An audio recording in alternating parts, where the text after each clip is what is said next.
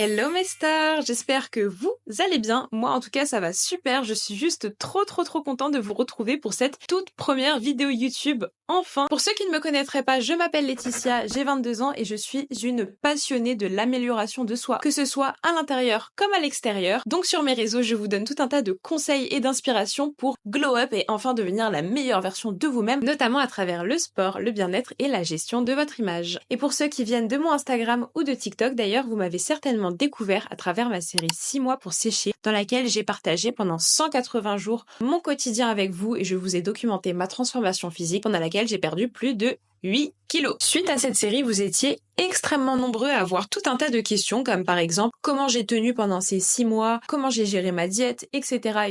Et aujourd'hui, j'ai décidé de vous partager toutes les leçons que j'ai pu tirer de cette expérience et tous mes conseils pour que vous aussi, vous puissiez réussir votre transformation physique. Il y a quelques semaines sur Instagram, j'avais partagé une boîte à questions dans laquelle je vous demandais de me dire toutes vos questions, vos interrogations au sujet de ma série 6 mois pour sécher. Et pour la petite histoire, ces questions, je les ai toutes compilées dans un document, je les ai triées par catégorie pour en faire une trame de vidéo qui se suit naturellement. Donc ça va vraiment pas être en mode question-réponse, ça va être plus comme une histoire ou même un podcast à écouter. D'ailleurs, je pense qu'on va passer un bon moment ensemble parce que comme je vous l'ai dit, il y avait pas mal de questions, donc n'hésitez pas à prendre quelque chose à manger ou à boire. Moi, vous voyez, j'ai mon petit matcha latte qui m'accompagne.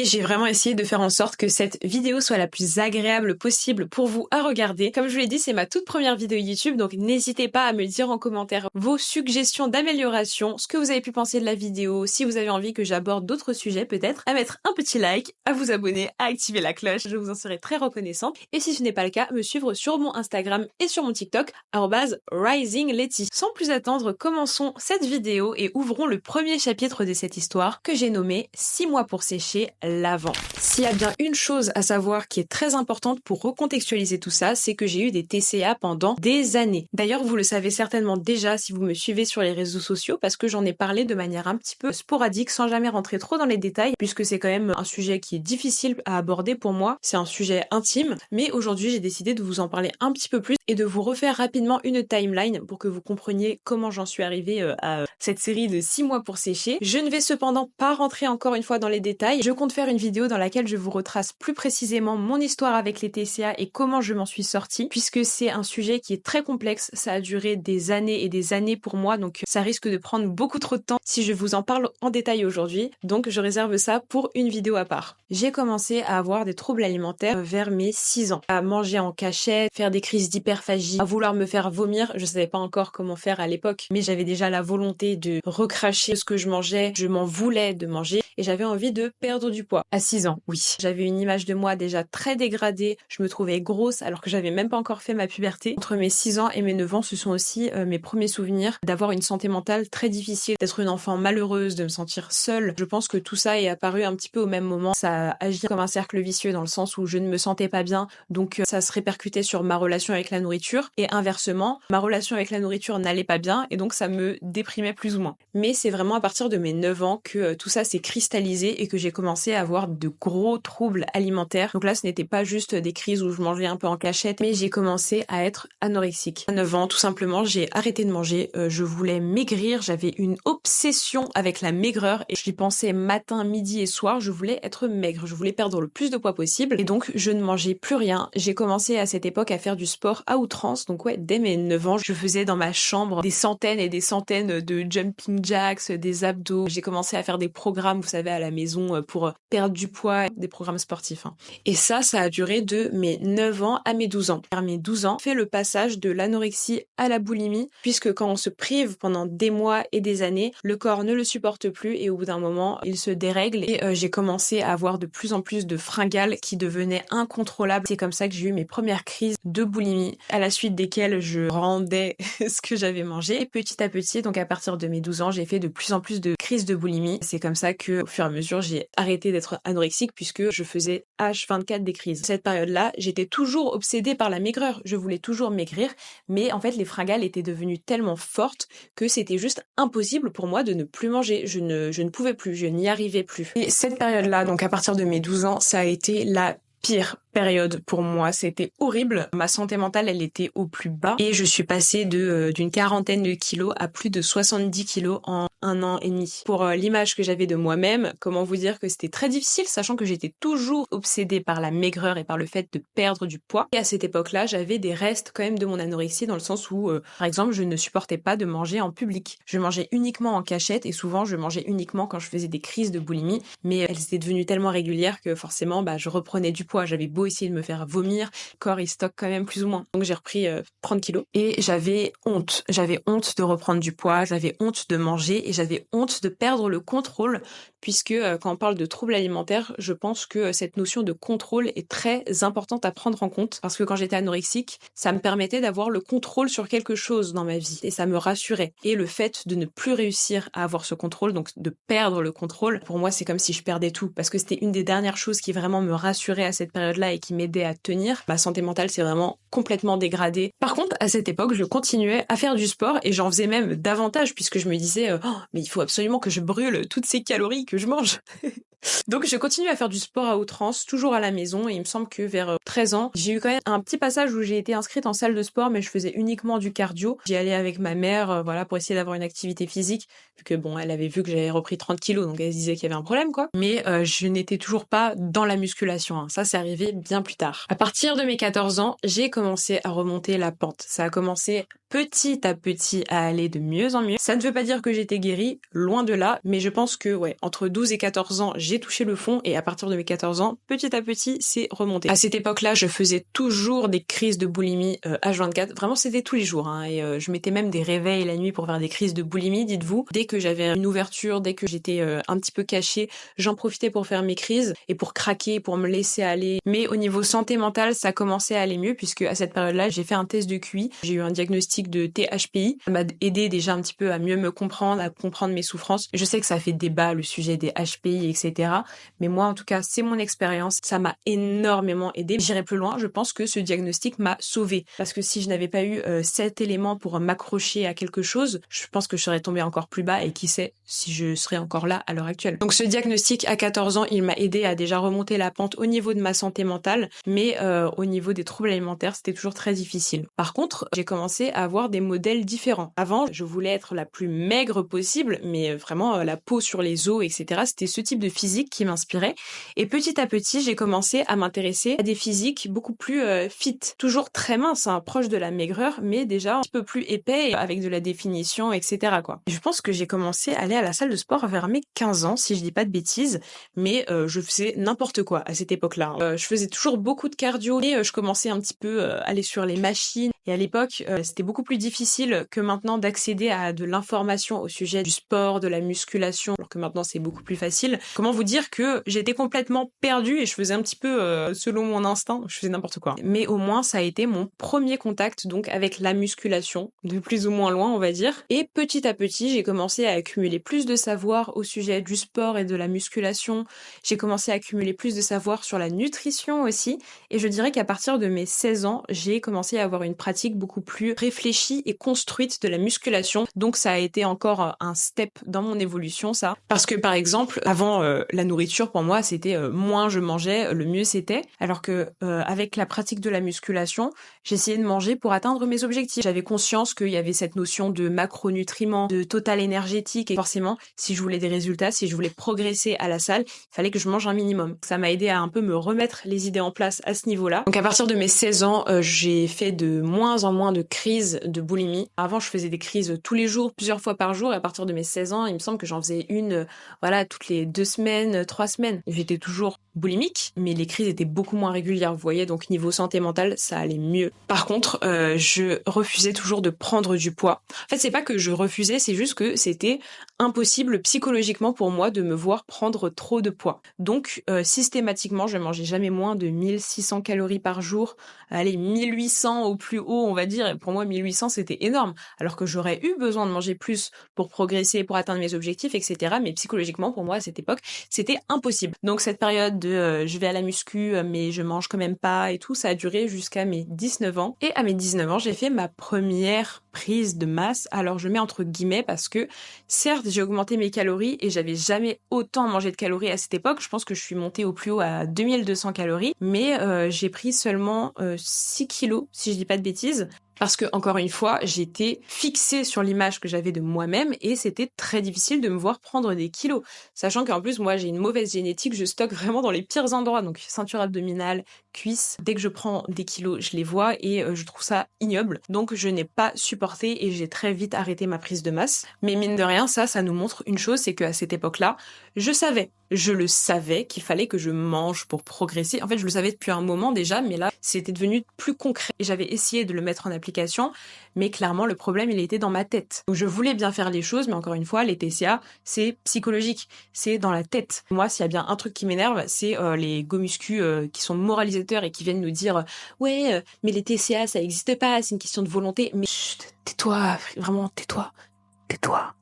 Chut, tais-toi. Ferme ta bouche. Les gens qui ont ce type de discours, ce sont des gens qui ne connaissent pas les TCA. Et je peux vous assurer, pour être passé par là pendant des années et pour connaître beaucoup de gens qui sont passés par là également et avoir eu beaucoup de témoignages dans mes DM, par exemple, que ce n'est pas une question de volonté. Quand tu dérègles ton système hormonal, forcément, tu vas avoir des troubles de l'appétit. Et à côté de ça, psychologiquement, si tu as une mauvaise image de toi, si tu as une vision déformée de ce qu'est la nourriture et de ta relation avec la nourriture, ce ne sera pas possible. C'est pas une question de volonté, c'est une question de santé mentale. C'est tout. Donc, ceux qui disent que juste c'est de la volonté et tout, fermez-la. Juste vraiment. Après cette première prise de masse, j'ai eu une période un petit peu de battement entre mes 20 ans et mes 21 ans où j'essayais de manger davantage, mais c'était toujours dur et j'ai reperdu un petit peu de poids à cette période d'ailleurs. Enfin, normalement, c'est un peu la suite logique après avoir fait une prise de masse, mais là vraiment, je les ai perdus très rapidement, les kilos, je peux vous le dire. Mais petit à petit, je faisais de moins en moins de crises et je commençais à vraiment me considérer plus ou moins guérie des TCA, même si j'avais toujours des grosses séquelles et que je faisais toujours des crises, comme je vous l'ai dit, même si elles étaient beaucoup moins régulières. Et après cette période de battement est arrivée la prise de masse. Le déclic. La prise de masse qui finalement a précédé ma série 6 mois pour sécher. Cette période-là, elle est très importante dans mon histoire avec les TCA parce que ça a été vraiment le basculement de je suis encore malade à je me considère comme vraiment guérie. Donc, cette prise de masse, elle est arrivée au moment opportun. J'aurais pas pu la faire plus tôt parce que j'étais encore trop malade mentalement, voilà, clairement. J'avais une image de moi trop dégradée, etc. Et ma relation avec la nourriture n'était pas encore assez bonne. Cette prise de masse, elle est arrivée au moment où j'ai été quasiment guérie et c'est ce qui a mis le point final, on va dire, à mes TCA. À cette période-là, juste avant de commencer ma prise de masse, j'avais commencé la force athlétique, donc le powerlifting, autrement dit. C'est le sport que je pratique actuellement principalement. Donc le but, c'est de soulever le plus lourd possible sur 3 mouvements, le squat, le bench, le deadlift. Aujourd'hui, c'est un sport qui me passionne et ma pratique de la musculation, elle s'articule principalement autour de ce sport. Donc vous l'aurez compris, dans ce sport-là, on recherche la performance de force. C'est pas un sport qui est axé sur le physique comme le bodybuilding que j'avais plus en exemple avant. Donc ma pratique, elle s'est bien plus axée sur mes performances que sur mon physique. Donc ça m'a aidé à me détacher de mon image. Et à cette période également, j'étais en couple avec un garçon qui m'a beaucoup aidé sur l'image que j'avais de moi-même et qui m'a poussé justement à faire cette prise de masse. Il m'a encouragé à prendre du poids. Évidemment, aujourd'hui, on n'est plus ensemble depuis un bon moment parce qu'il y a des raisons qui faisaient que ce n'était pas possible. Mais s'il y a bien une chose pour laquelle je peux le remercier, c'est le soutien qu'il m'a donné à cette époque-là parce que je pense que ça a été décisif dans le fait que je réussisse cette prise de masse. Parce que c'était le premier à me dire mais t'inquiète, mais t'es magnifique, si tu prends du poids, limite tu seras encore plus belle et tout, vas-y, ça te va trop bien. Au quotidien, il me soutenait, il me rassurait et je pense que j'avais besoin de ça, j'avais besoin de quelqu'un pour me dire en mode non mais t'inquiète, tu vas pas te transformer en ogresse. Donc si jamais tu passes par là, un grand merci à toi, ça m'a beaucoup aidé. Et donc pendant cette prise de masse, en 6 mois, j'ai pris 15 kilos. Donc pour moi, c'était énorme et je vais pas vous mentir, à la fin, ça commençait à devenir quand même compliqué de me voir avec tout ce poids en plus, mais mine de rien, dans cette prise de masse, je me suis vraiment rendu compte que j'avais réussi à me détacher de l'image que j'avais de moi. J'avais réussi à me détacher de mon poids, de mon physique. En termes de calories, je suis montée jusqu'à 3200 calories à la fin de ma prise de masse. Il y a un truc qui est très cool aussi, c'est que cette prise de masse, ça m'a permis de faire en même temps une reverse diète. Pour ceux qui ne savent pas ce que c'est une reverse diète, c'est pendant une période de temps donnée, on va augmenter progressivement son apport calorique. Ça va vous permettre d'augmenter votre maintien calorique sans pour autant prendre de poids. Donc c'est-à-dire que vous pourrez manger plus de calories sans prendre de poids. Là où avant j'avais mon maintien calorique qui devait être à 1700 calories je pense, et où je ne pouvais pas perdre de poids, c'était impossible parce que sinon j'avais des fringales et tout parce que j'étais obligée de descendre très très bas en calories. Là, après cette prise de masse, mon maintien, il était à 1000 calories au-dessus. Il était à 2700 calories. Donc c'est énorme.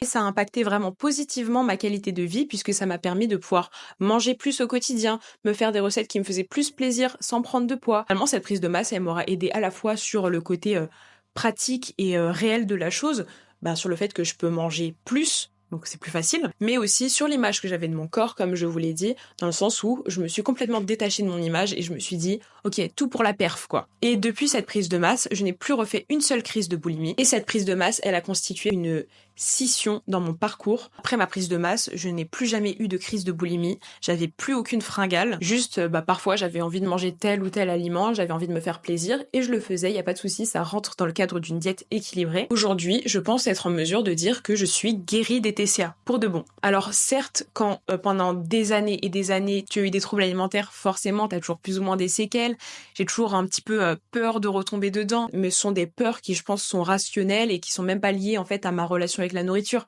C'est des peurs qui sont liées au TCA en eux-mêmes et pas à la nourriture. Donc c'est pour ça que je me considère comme guérie et dans une situation qui est normale aujourd'hui. Et c'est trop bien, je vous jure, ça fait du bien. Parce que quand tu subis ce cercle vicieux de vouloir perdre du poids à tout prix pendant des années, mais de pas y arriver, de pas réussir à avoir le contrôle, c'est dur, hein, mais je pense que vous êtes très nombreux dans ce cas-là et vous êtes très nombreux à me suivre et à vouloir vous sortir de ce cercle vicieux. Comme je l'ai dit plus tôt, je vous ferai une vidéo spéciale sur mes TCA et sur comment s'en sortir pour vraiment vous expliquer ça en détail parce que le sujet est très très très très vaste. Également aussi, on m'a parlé d'addiction au sucre et oui, évidemment, j'ai eu une addiction au sucre pendant des années, pas qu'au sucre d'ailleurs, au fast-food aussi, à la malbouffe, comme beaucoup de gens en fait dans la société dans laquelle on vit, mais c'est plus ou moins normal dans le sens où c'est tellement normalisé que c'est pas vraiment vu comme une addiction alors que c'en est une et en plus de ça c'est fait exprès. En fait les produits souvent transformés, ils sont faits pour être addictifs au niveau du goût, ça active des zones dans le cerveau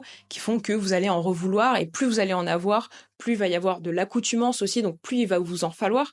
Moi, aujourd'hui, je pense être désintoxiquée de tout ça, donc d'une part du sucre, mais aussi de la malbouffe en général, puisque j'ai réappris à aimer le goût des vrais aliments, entre guillemets, des aliments bruts et non transformés. Maintenant, j'ai beaucoup plus de plaisir à manger un bon plat fait maison, équilibré, que un plat dans un fast-food, vous voyez. Mais ça, encore une fois, ça s'est fait sur le long terme. Et pareil, je pense que je peux avoir plein de conseils très sympas à vous donner là-dessus, mais encore une fois, je vous ferai une vidéo spécifique à ce sujet sur comment se désintoxiquer du sucre et de la malbouffe. Mais aujourd'hui, je voulais vraiment vous parler de la série 6 mois pour sécher, donc c'est encore un sujet à part. Ma série 6 mois pour sécher et le début de ma perte de gras arrive après tout ce dont je vous ai parlé juste avant. Mon point de départ était à plus de 78 kilos juste après ma prise de masse. Et la dernière fois que j'ai pesé aussi lourd, c'était quand j'étais en 5e et que je venais de tomber dans la boulimie. Ça faisait vraiment bizarre de me revoir sur la balance avec ce poids-là.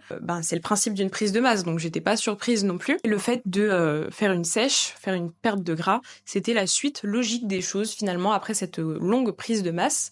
J'avais envie de voir mes progrès, j'avais envie de voir mes muscles, d'avoir plus de définition et tout, parce que moi, à mon goût, c'est plus esthétique, un physique qui est plus dessiné, donc j'avais envie, moi aussi, d'arriver à atteindre cet objectif. Et non, ce n'est pas ma première sèche, puisque avant j'étais constamment en sèche. En fait, ma vie entière était une sèche. À la fois, non, c'est pas ma première sèche, mais oui, c'est ma première vraie sèche, comme juste avant, c'était ma première vraie prise de masse, puisque là, je vais y arriver, tout simplement. J'ai aucun obstacle devant moi, je suis guérie des TCA, j'ai plus de fringales, je perds du poids facilement, tout en me faisant plaisir, sainement. Je pense que ce n'est qu'une question de temps avant que j'atteigne mon objectif final. Maintenant, nous allons passer au deuxième chapitre, qui traitera du sujet de ma diète. Qu'est-ce que je mangeais pendant ma sèche? C'était quoi mon programme alimentaire? Déjà, il faut savoir que la base de la base, c'est de manger équilibré. Donc, je n'ai pas vraiment de plan alimentaire dans le sens où je suis pas en mode ok, le jeudi je mange telle chose et le vendredi à 18h je prends un yaourt. Pas du tout. J'ai une base et après je décolle un petit peu dessus dans le sens où ma base c'est de manger équilibré, c'est de manger des aliments bruts, non transformés ou le moins possible, des aliments de saison, des aliments riches en vitamines, minéraux, fibres, variés, voilà, faire attention à cet équilibre global et après sur cette base j'adapte mon total calorique et mes macronutriments. Pour pouvoir manger équilibré, il n'y a pas de secret, il faut se renseigner sur la nutrition. Et ensuite de créer son propre équilibre parce que le but c'est pas de faire parfait en mode ok je dois manger tel gramme de tel truc pour avoir mon apport parfait sur l'équilibre acido-basique machin.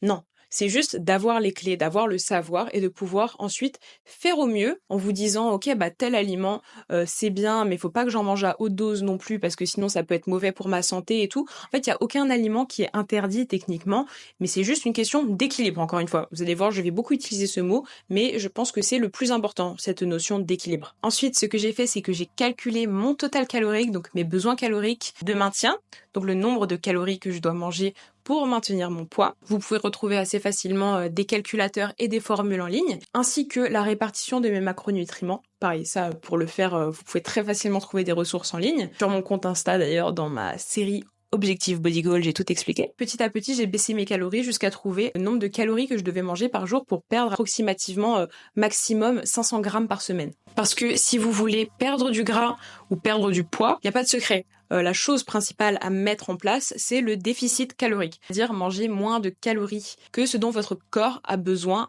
au quotidien. Le déficit calorique, il est propre à chacun, ça dépend de tout un tas de facteurs. Finalement, je pourrais vous dire en détail quels aliments j'ai mangés, en quelle quantité, etc. Mais finalement, peut-être que ça vous conviendra pas. Puisque vos besoins caloriques en déficit, il ne sera peut-être pas le même que le mien. Donc ça sert à rien de copier-coller la diète de quelqu'un. Il faut vraiment construire sa propre diète à partir de ses besoins caloriques et adapter tous ces chiffres-là à vous, à votre individualité. Ensuite, le déficit calorique, c'est une chose, mais il faut quand même avoir un apport en protéines suffisamment haut. Ce que j'ai cherché à faire, c'est faire une sèche, une perte de gras et non de poids. Alors, c'est quoi la différence ? C'est qu'une perte de poids, en général, on va perdre du gras, certes, mais on va perdre aussi du muscle. Souvent, on va perdre en volume global, donc on va être plus mince, mais c'est pas pour autant qu'on va avoir plus de définition. On va peut-être pas avoir plus d'abdos tracés ou un corps même plus esthétique, puisque on va toujours avoir un aspect un petit peu gras. Vraiment atteindre l'idéal esthétique de la plupart des gens. Ce qu'il faut faire, c'est pas une perte de poids, mais une perte de gras, c'est-à-dire conserver au maximum sa masse musculaire tout en perdant du gras. Pour ça, comme je vous l'ai dit, il faut rester haut en protéines. Il faut conserver une activité physique pour éviter l'atrophie musculaire. Et je recommande à tout le monde de faire plutôt une perte de gras qu'une perte de poids. Perdre du gras, on appelle ça aussi sécher. Alors il y a un petit peu un débat autour de ce terme. Il y a des gens qui disent que c'est que pour les compétiteurs, que pour atteindre un physique très très bas en masse grasse et que pour monsieur et madame tout le monde, c'est un dégraissage. Au final, le processus, c'est le même. C'est juste à la fin, on va peut-être mettre en place des choses différentes comme des recharges ou des water cuts. Finalement, c'est quasiment la même chose. Et puis, on va pas se mentir, 6 mois pour perdre du gras, c'était un peu long à dire au début de toutes mes vidéos, donc j'ai préféré dire ça. Il y a beaucoup de gens qui m'ont dit, mais 6 mois, c'est énorme, c'est super long. Mine de rien, vous voyez, j'ai fait 6 mois là et j'ai toujours pas atteint mon objectif. Moi, le but, c'était pas de me presser. J'ai tout le temps devant moi, hein. J'ai 22 ans, donc je préfère largement prendre mon temps, faire les choses bien et atteindre mon objectif sainement, sans détériorer ma relation avec la nourriture, sans perdre du muscle aussi, parce que plus tu perds vite, plus tu risques de perdre du muscle également et non pas que du gras. Je me suis dit que 6 mois, c'était suffisamment long pour avoir une vraie différence, tout en me laissant le temps de m'adapter, d'adapter mon total calorique, sans être dans le rush, quoi. Parce que vraiment, c'était pas le but de me stresser. Pour vous, ça sera la même chose. Si vous voulez une vraie transformation, prenez votre temps. Ce n'est pas en 2 semaines que vous allez perdre tous vos kilos et changer les mauvaises habitudes que vous avez construites sur des années et des années. Un vrai changement, ça se fait sur le long terme. Donc vraiment, prenez le temps de faire les choses bien, prenez le temps de mettre ce qu'il faut en place et de trouver votre équilibre. S'il faut, ça prendra des mois et des mois, mais ça prendra certainement pas une semaine ou deux. Après, forcément, vous verrez sur les réseaux sociaux ou autres des gens vous vendre oui, transformation en 2 semaines, transformation en 1 mois, machin, mais non. Forcément, en fait, ça fait vendre parce que les gens, ils ont envie d'un changement rapide. Les gens, ils ont pas envie de faire du sport. Donc forcément, si on vous dit oui, je peux te faire perdre du poids en 3 semaines, machin, bah vous allez être en mode ah bah donne-moi la recette secrète. Mais il y a pas de recette secrète. Ça, c'est du marketing et tout ce que ça va faire, c'est vous détruire votre santé à court terme et à long terme. Ça va vous dérégler hormonalement, comme ça a été le cas pour moi pendant des années.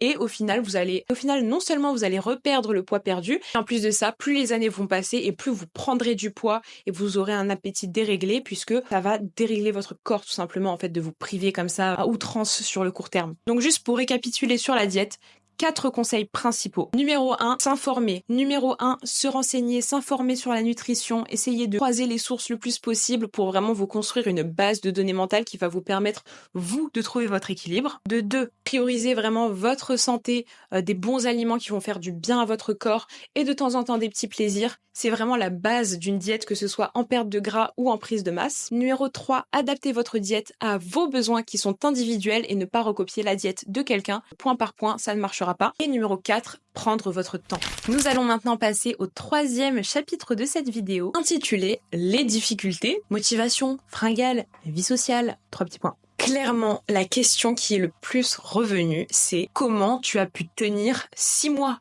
Comment tu as pu garder la motivation, la discipline pour garder ta diète 6 mois? Ça va rejoindre un petit peu ce que je disais au chapitre précédent, mais 6 mois pour sécher, c'est certes 6 mois pendant lesquels j'étais en déficit calorique, mais avant tout, 6 mois pendant lesquels je mangeais équilibré, et manger équilibré, c'est ce que je faisais de base. Pas une question de régime, de quelques jours, de quelques semaines, de quelques mois, c'est question d'un mode de vie. Et ce mode de vie, il est basé sur l'équilibre, sur mon équilibre que j'ai trouvé et qui me convient au quotidien. Donc, puisque c'était mon mode de vie de base, j'ai pas eu besoin de motivation ou de discipline puisque j'avais déjà l'habitude de manger comme ça. Le déficit calorique, pour moi, il a quasiment rien changé. Comme je vous l'ai dit précédemment, la prise de masse a fait office de reverse diète, donc les calories que j'avais besoin de manger en sèche étaient confortables pour moi. J'avais pas l'impression de me restreindre. Si je peux vous donner un conseil pour réussir votre perte de gras, c'est de prendre le temps de passer par une reverse diète avant parce que niveau qualité de vie et pour réussir à tenir jusqu'à avoir un physique vraiment sec et avec très peu de gras, bah ça peut être très intéressant parce que moi je pense que si j'avais dû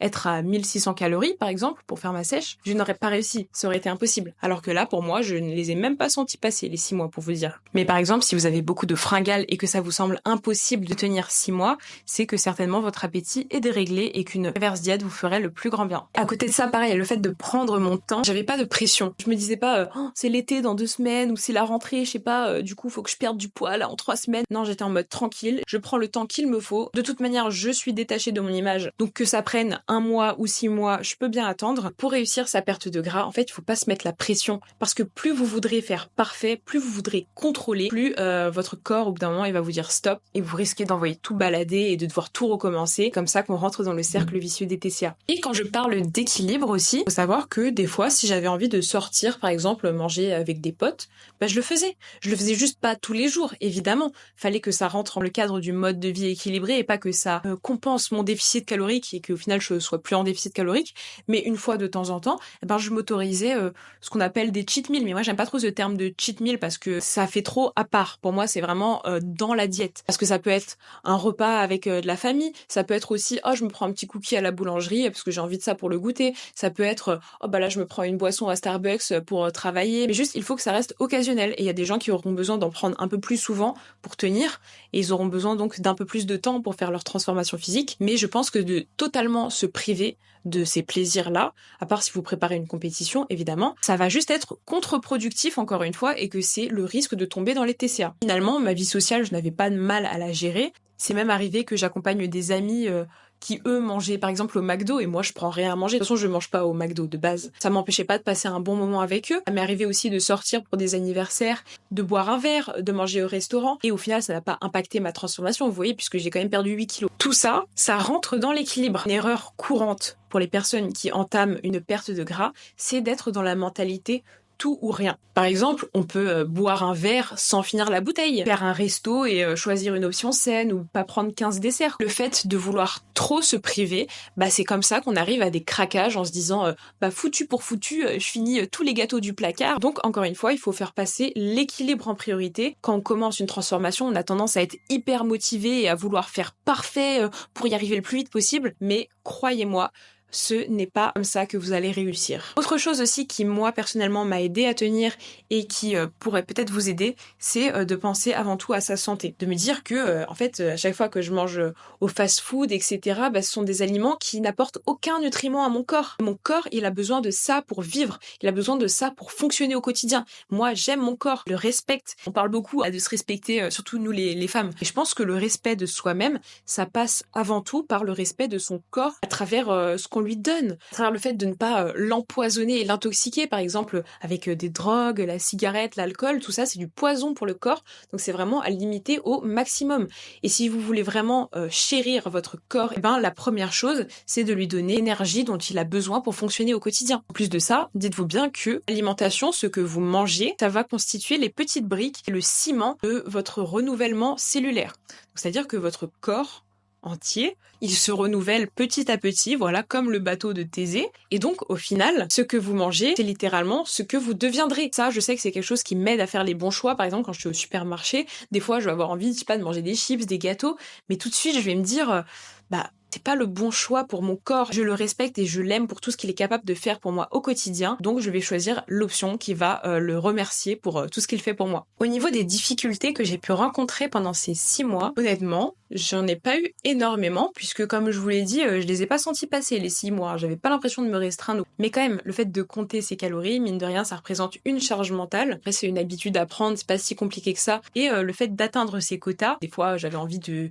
je sais pas, me faire une grosse assiette parce que j'avais faim en sortant de la salle, bah je pouvais pas. C'est vraiment pas dramatique. J'étais pas là en train de pleurer en mode non, je veux ma grosse assiette. Tout. Mais forcément, quand on est en déficit calorique, on est obligé de se limiter un minimum et on peut pas manger ce qu'on veut, quoi. Après, pour rendre la chose plus facile, j'essayais quand même de varier mes assiettes et de faire des recettes qui me faisaient plaisir, de me faire des plats appétissants. Autre difficulté aussi, c'est que des fois t'as la flemme de cuisiner. Si seulement je pouvais avoir un chef à domicile qui me coupe mes carottes et mes oignons là, mais ce serait incroyable. En attendant, je ne suis pas riche, pas encore. Je n'ai pas de chef cuisinier, donc faut tout faire soi-même et mine de rien, bah ça prend du temps. On trouve des astuces. Moi par exemple, j'aime bien meal prep à l'avance, légumes et condiments, etc. Ou d'acheter déjà des légumes qui sont pré-découpés, congelés. Ça rend la tâche plus facile. Ça peut être une petite astuce pour vous aider à tenir. Et dernière difficulté, comme je vous l'ai dit, j'avais un petit peu cette peur de retomber dans les TCA. Par exemple, je suis partie en vacances chez ma mère dernièrement. Dans sa maison, il y a des chips, des gâteaux, alors que chez moi, j'en ai pas vraiment. Et le fait d'avoir ce type d'aliments à portée de main, ça me faisait peur. Je lui ai demandé de les mettre de côté pour pas que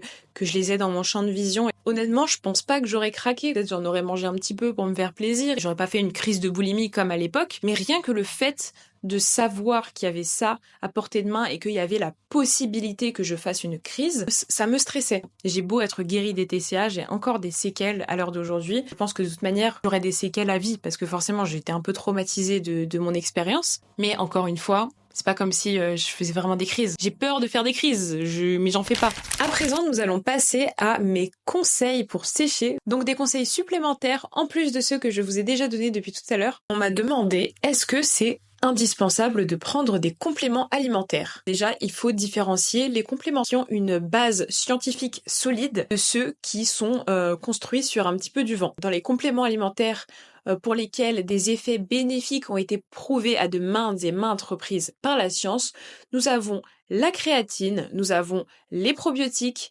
nous avons le magnésium pour l'exemple inverse, compléments alimentaires qui n'ont aucun fondement scientifique. On a les fat burners qui vont vraiment avoir un effet minime de chez minime. Vu le prix auquel ils vendent ça, vraiment passez-vous-en. Et concernant les compléments alimentaires qui ont des bases scientifiques et qui peuvent avoir vraiment une utilité, il faut savoir que ça reste dans le cadre d'un mode de vie équilibré.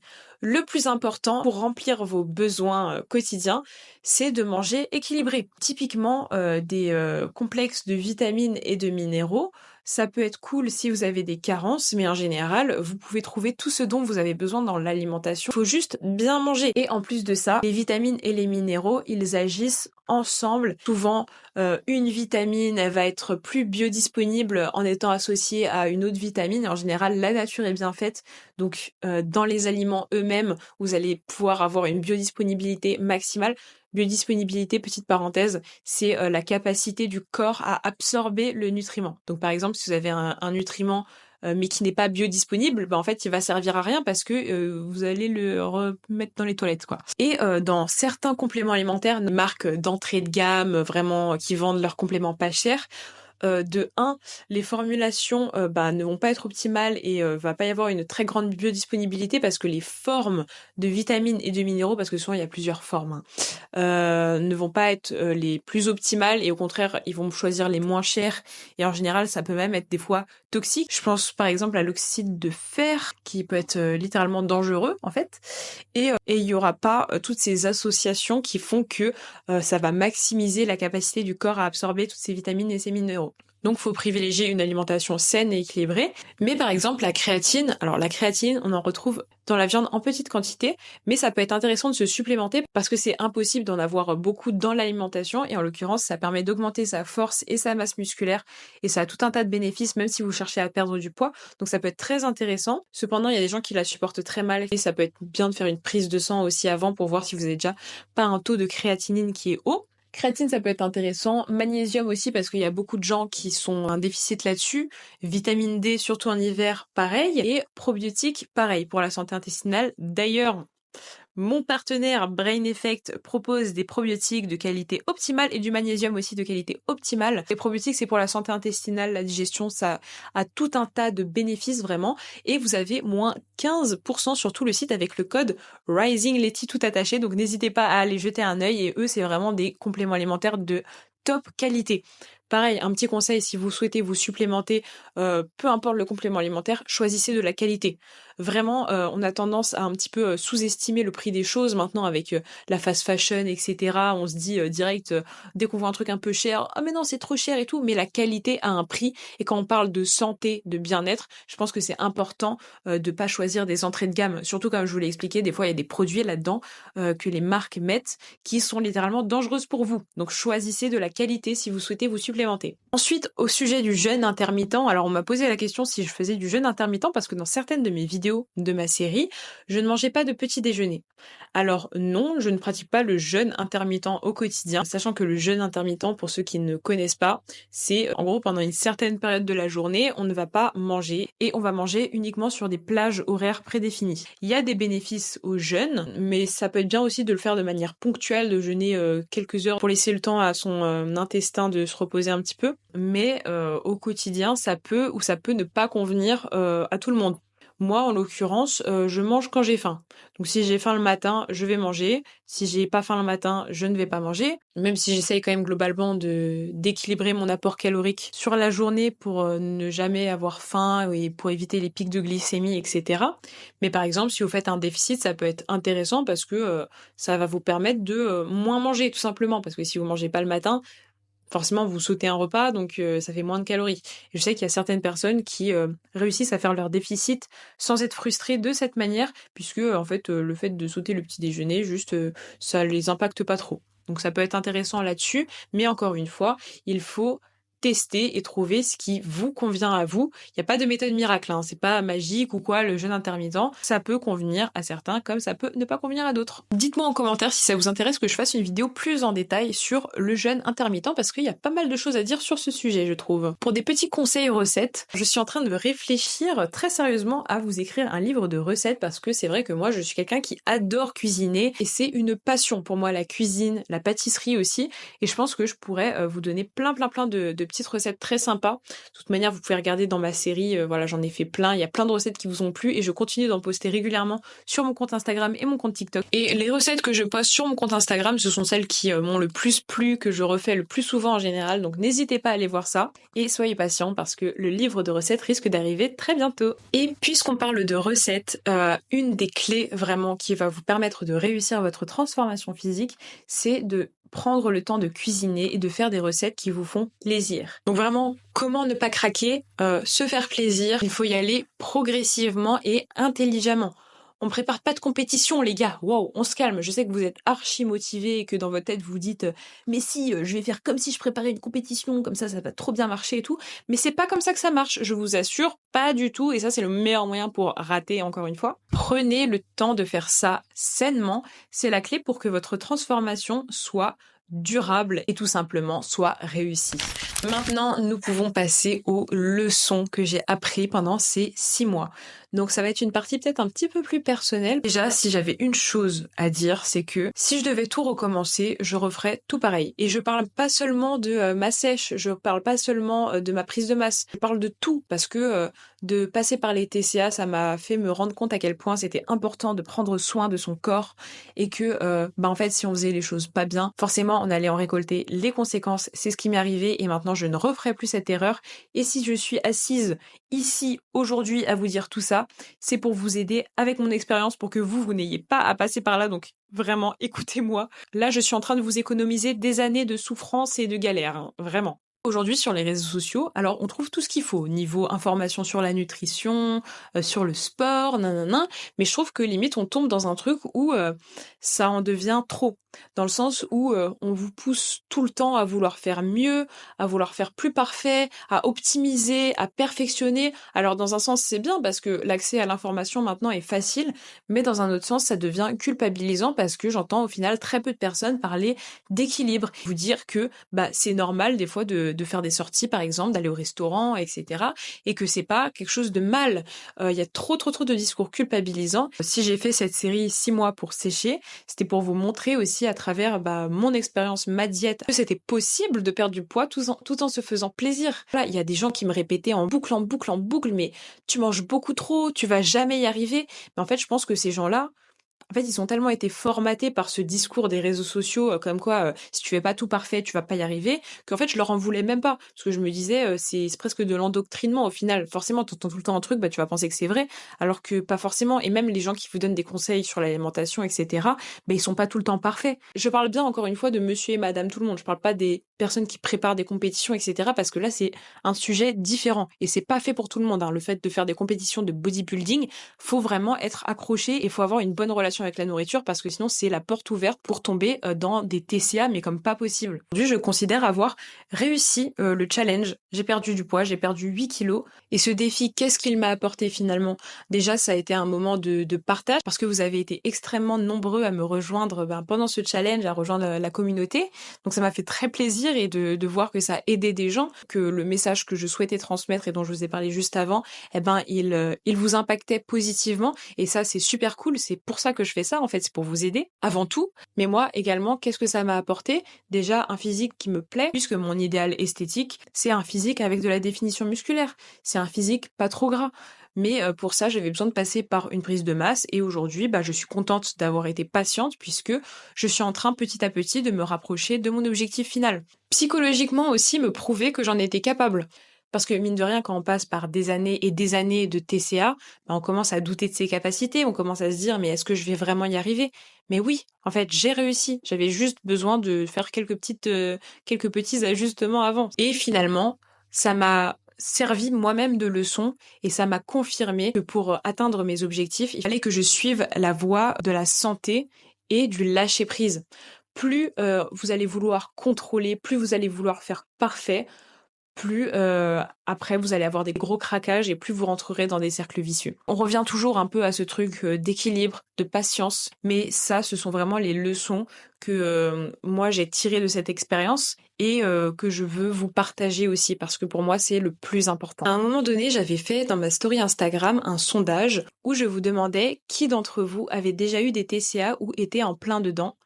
Et ça m'avait frappée parce que le chiffre était de, je pense, 90% de personnes qui avaient déjà eu des TCA. C'est énorme. Donc, certainement, parmi vous, il y en a qui ont des TCA, qui essayent de s'en sortir, que ce soit de l'anorexie, de la boulimie, de l'hyperphagie. Déjà, je vous souhaite bon courage parce que je sais à quel point c'est difficile. Vraiment, je suis de tout cœur avec vous et j'espère du fond de mon cœur que vous réussirez à vous en sortir. Mais au-delà de ça, si ça peut vous permettre de vous donner un déclic, arrêtez d'être dur avec vous-même. Je vous souhaite de vous aimer, mais pas dans le sens body positive, en mode ouais, mon corps est parfait comme il est, etc. Mais dans le sens d'avoir suffisamment de respect et de considération pour vous-même pour choisir la voie de la santé et arrêter de faire une fixette sur les choses superficielles. Le fait de vouloir absolument perdre du poids, etc. Ça, c'est une question souvent de contrôle. C'est soit on n'arrive pas à avoir le contrôle dans sa vie, du coup on essaye de l'avoir au travers des TCA, soit à l'inverse, on est tellement habitué à devoir garder le contrôle et à devoir être dur dans la vie de tous les jours que, par exemple, le fait de faire des crises de boulimie, c'est une manière de lâcher prise pour nous.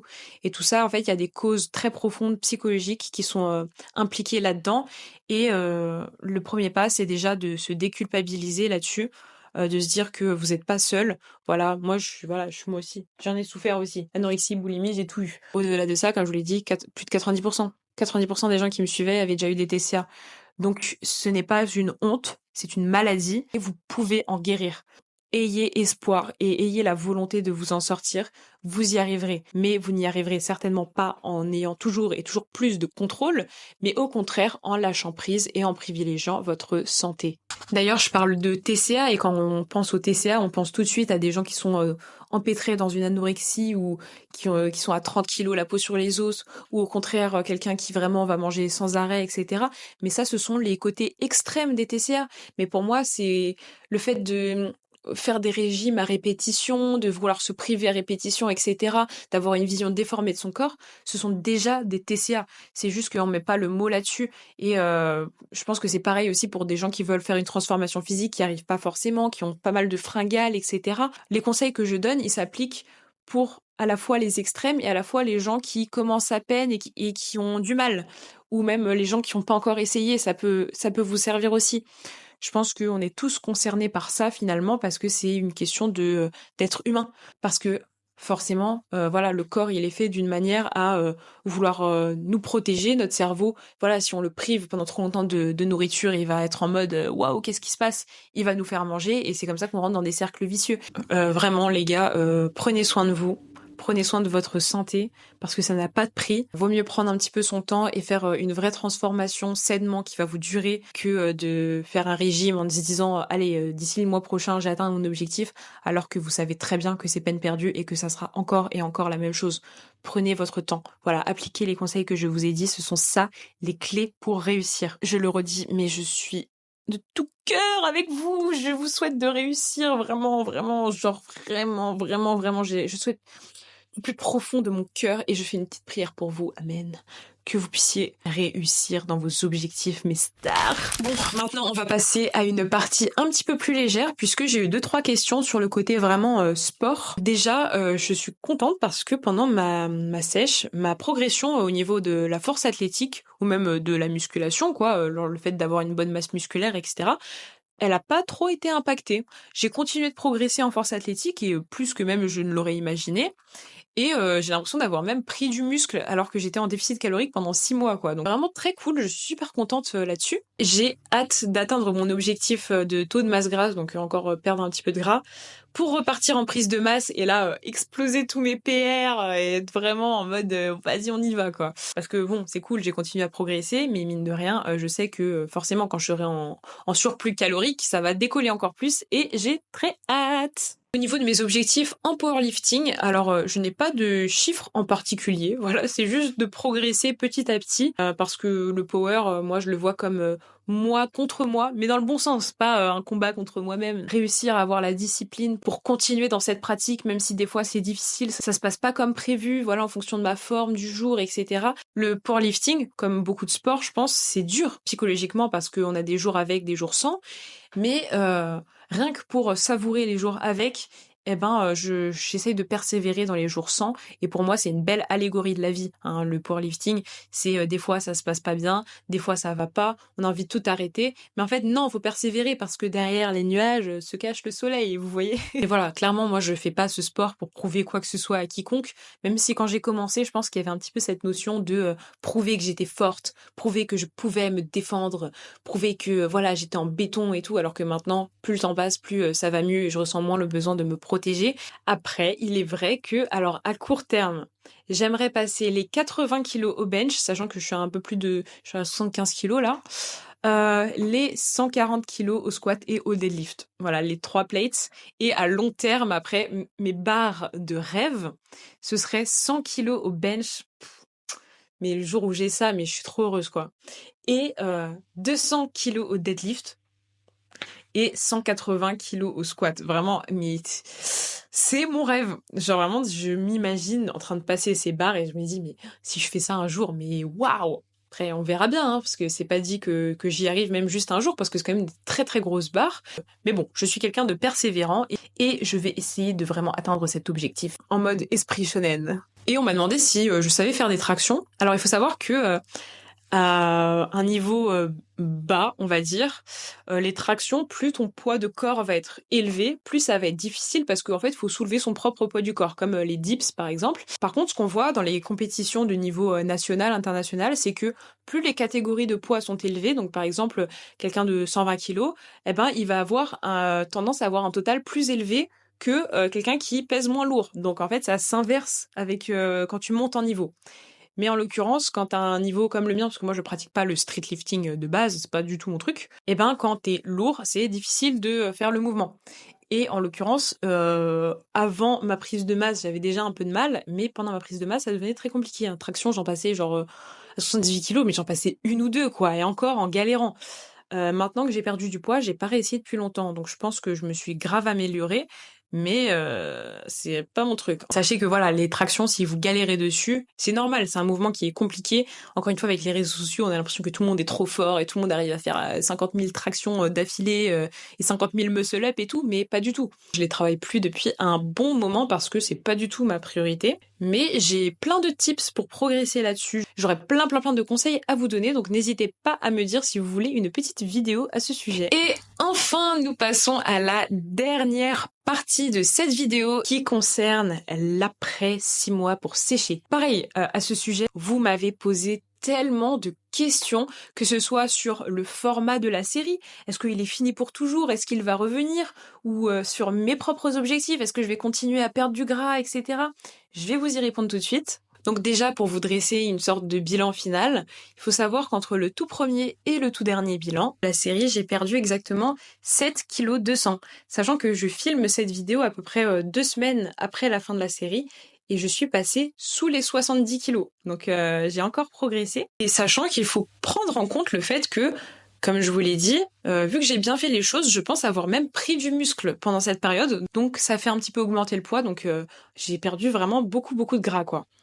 Maintenant, je me sens beaucoup mieux, mon corps me plaît beaucoup plus, on va pas se mentir. Il est beaucoup plus mobile, dans le sens où quand j'étais au pic de ma prise de masse, 78 kilos, quand je montais les escaliers, je sentais que j'étais lourde, quoi. Ou quand je faisais un peu des tâches de la vie quotidienne, j'avais plus de mal à bouger mon corps, même si c'est pas dramatique. Et je sentais la différence, alors que maintenant, en étant beaucoup plus légère, c'est 100 fois plus agréable à vivre. En tout cas, je suis très contente de mon évolution et du chemin que j'ai parcouru. Tout s'est passé comme je l'espérais. Franchement, j'ai très peu de choses négatives à dire en fait sur cette expérience, parce que quand tu fais les choses bien, quand tu fais les choses sainement, bah forcément les résultats ils sont là. Donc je sais pas, j'aurais aimé vous dire en mode ouais, la face cachée, la face obscure de 6 mois pour sécher, mais pas du tout. En fait, c'est que du positif pour moi. Au niveau du format de la série en elle-même, je sais que vous étiez très nombreux à espérer que je prolonge la série, puisque j'en ai parlé un petit peu en story Instagram,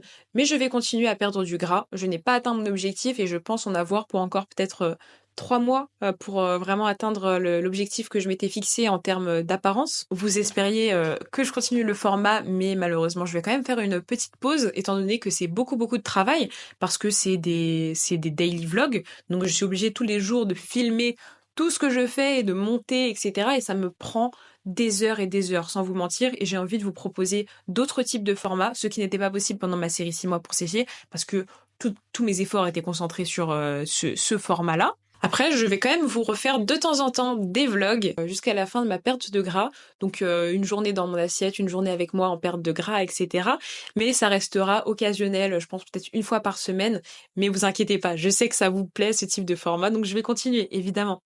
Ensuite, à la fin de ma perte de gras, je pense que je resterai en maintien 1 ou 2 mois et je repartirai sur une prise de masse. Oui. Je vais faire en sorte qu'elle dure pas très longtemps et je vais faire en sorte quand même de la faire bien pour pouvoir être prête avant l'été prochain pour roulement de tambour, vous faire un deuxième 6 mois pour sécher. Alors cette fois-ci, ça sera pas 6 mois, je pense, plus 3 mois, étant donné que je partirai d'un point de départ beaucoup moins gras.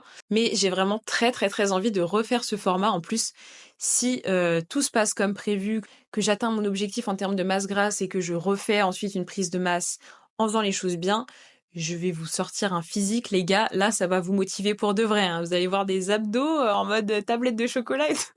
J'ai trop hâte. Et en plus de ça, vu que j'ai investi dans du nouveau matériel, que j'ai pris l'habitude de faire du montage, etc., ça va être beaucoup plus agréable à regarder pour vous. Donc, soyez patients, mes petites stars. Le format va revenir d'ici quelques mois. En attendant, je continue de vous partager plein de conseils, que ce soit sur le sport et la nutrition, mais aussi sur le bien-être, sur la self-care, sur l'image, pour vraiment glow up à 360 degrés. Moi, c'est mon but. Le nom de mon compte, c'est Rising Letty.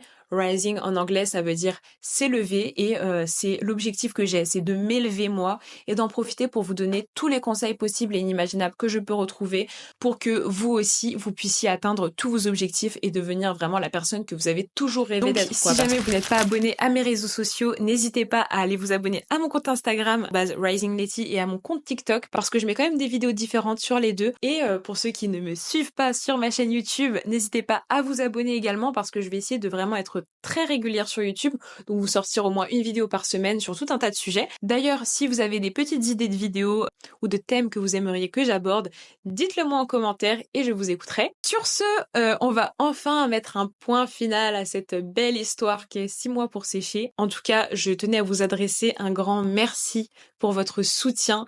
Un grand merci pour tout l'amour que vous m'avez donné pendant ces 6 mois et que vous continuez à me donner, hein, d'ailleurs, parce que vous êtes super présents et ça me fait trop plaisir.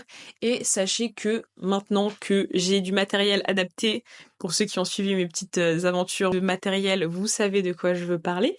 Je vais vraiment vous faire tout un tas de contenus. J'ai trop d'idées, de formats, de séries à vous proposer. Donc, soyez-en sûrs, on va vraiment glow up ensemble pendant cette année 2024-2025. Je vous souhaite une bonne journée, une bonne soirée, une bonne nuit, en fonction de l'heure qu'il est chez vous. Je vous fais des gros poutous sur vos grosses joues d'amour et je vous dis à très bientôt pour une prochaine vidéo. Bye!